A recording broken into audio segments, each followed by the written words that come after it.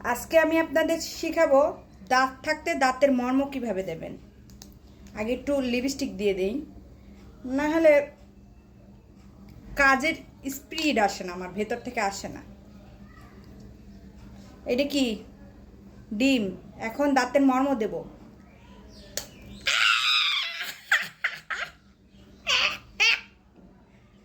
এই যে হয় নাই, আর একটা দেওয়া লাগবে মর্ম।